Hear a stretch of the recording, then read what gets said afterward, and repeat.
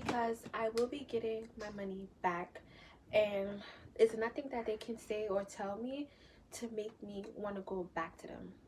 I cannot have surgery with someone that has horrible communication and people that are petty.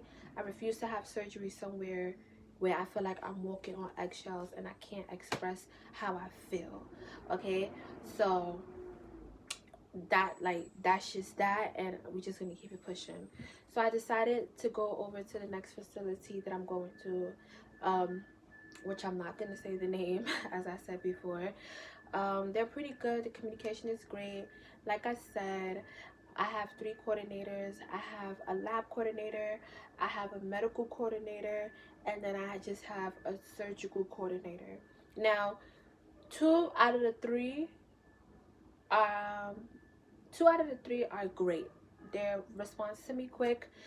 The only one that does not answer, I'm not really mad about. I too much don't care for, because like I said, I already have 2 of them that answer to me fast. Any questions I have, they answer. Any concerns, they answer.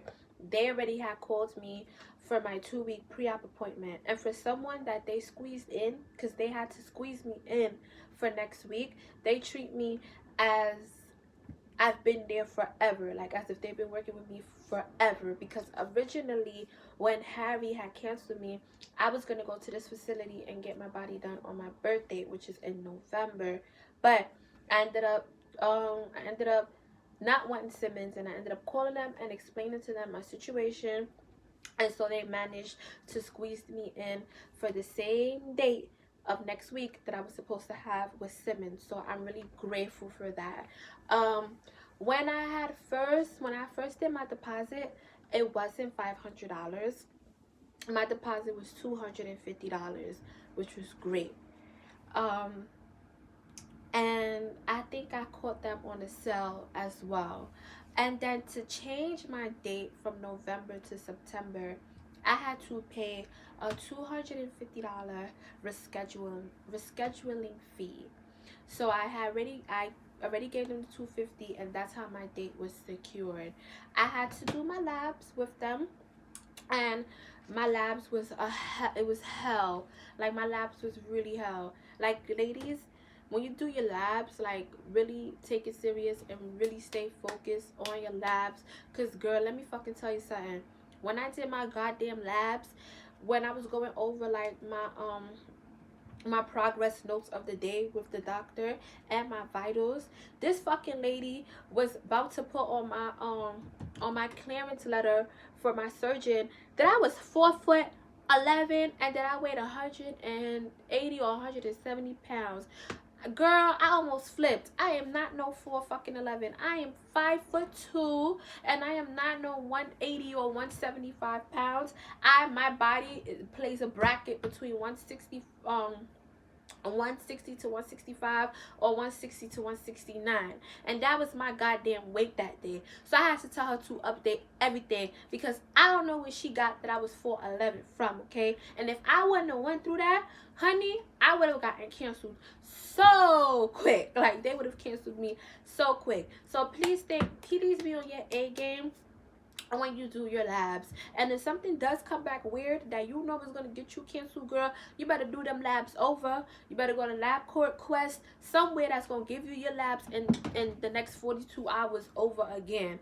So that's exactly what I did. My labs was hell. I almost got canceled because my EKG came back that I had an AV1 block, I believe, saying that I'm anemic. My platelet count was freaking low, like only low by 2 points. Like, it was just weird things. So I made sure I did my labs over. I made sure I continued taking my Floradigs, all my iron pills that I needed. I made sure I stay hydrated with water. I drink a gallon of water every day with apple cider vinegar, followed by 4 bottles of water right after. And I stay eating and drinking my beets because I'm anemic, and I stay eating and drinking my kale because I'm not here for the games. So my new labs, which I want to talk to you about, my WBC was 5.8, but I hope that it's a little bit up by surgery day, because To me, 5.8 for my WBC is a little bit too low for me, even though the normal range for a WBC is 3.8 to 10.8. Now ladies, you really have to focus on your entire blood count, because anything that come back too low or way too high will get you canceled. My hemo, it went from a 9.6, no, a 9.5 to a 12.6. So I'm currently a 12.6, which is amazing. Kudos to me. So I'm really proud of how my new labs look like, because I was so close to getting canceled. My doctor was even frustrated with the surgeons in Miami. She's like, this girl here, she's healthy, her labs is good, her platelet count is good. Like my platelet count, it had went from a 147, which it went from 147 to 170. Now the normal range for a platelet count is I think 149 up until 12.5 or something like that. I'm not sure. No, it's supposed to be 170. It's supposed to be 179 up until 400. So that 147 almost got me canceled, believe it or not. So I had to step my A game up, and I had to fix all of that, which I did. Like I said, she was very frustrated. I was very frustrated because I'm like, oh my god, y'all giving me the runarounds, this don't make any sense. But at the end of the day, you always gotta go by, you know, hey, the surgeon is just trying to make sure that I'm healthy and that I'm good, because it's enough. It's a lot of dolls that are going through incidents, that are passing away through this, because everything is just all fucked up. And I don't want to be one of them, and I honestly don't want to go through that. So I had to do what I had to do to make sure that my labs came back good. And that was that. So I did my labs, it came back good. I sent my labs over to them, and guess what? Your girl got cleared for surgery. I got that congratulations email. I was dancing all over the place. I was happy, okay? So I'm happy about all of that, and now I'm just ready to get snatched.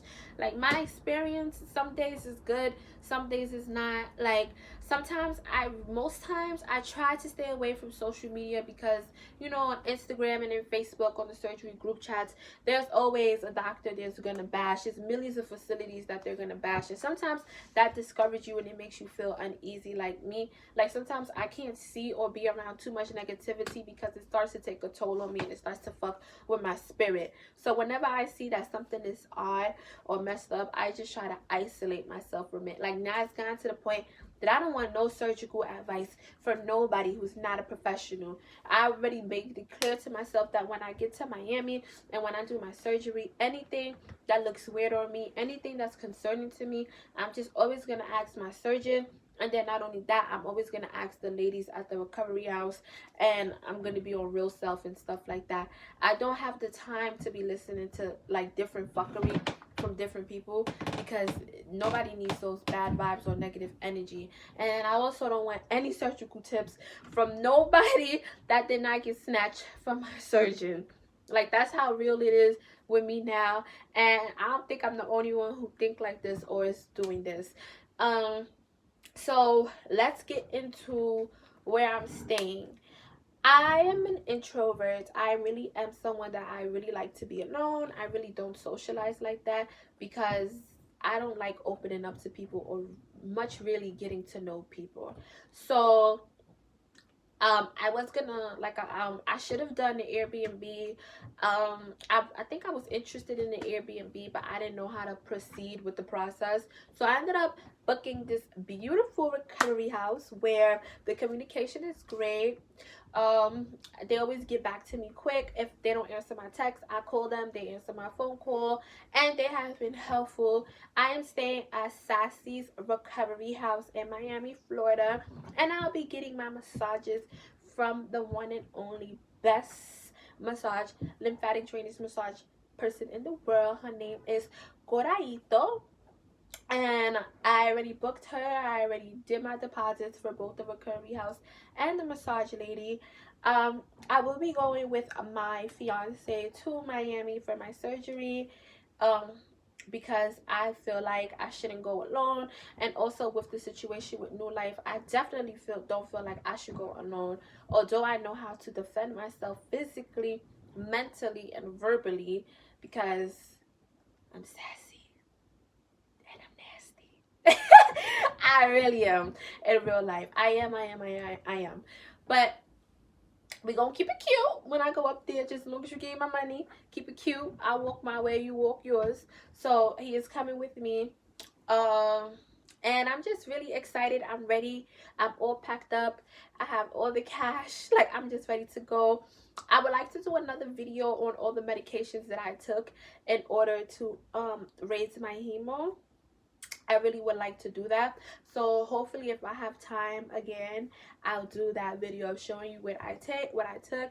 I also would like to do a video on what I have packed for surgery, because I am already done packing, but I feel like I have a little bit too much things, so I have to unravel my luggage. And most of the things that's important for me to show you, like the chucks, the pads, the hibiclens, and the faja, all of that is actually waiting for me in Miami, because I purchased me a recovery box. Because you have to remember that I planned this surgery in May 2020, and I'm from New York City, Brooklyn, and around the time when COVID was really, really, really bad, it was hard to find anything in any stores. And matter of fact, everything was closed, and I didn't have time to order from Amazon, because I'm someone that I work 6 days out the motherfucking week, and I'm not always gonna be home to be entertained, to be answering to Amazon. So I decided to just do a recovery box, and it's already done.